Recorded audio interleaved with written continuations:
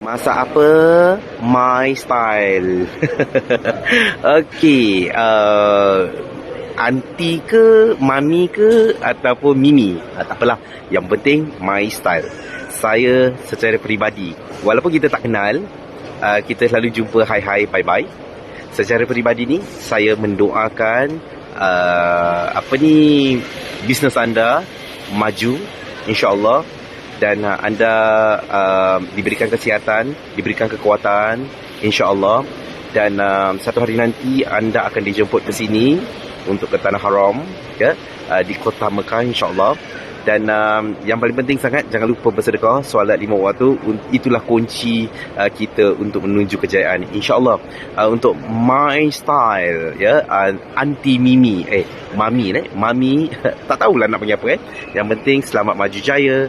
Doa daripada saya untuk anda, ya, secara peribadi ikhlas. Amin.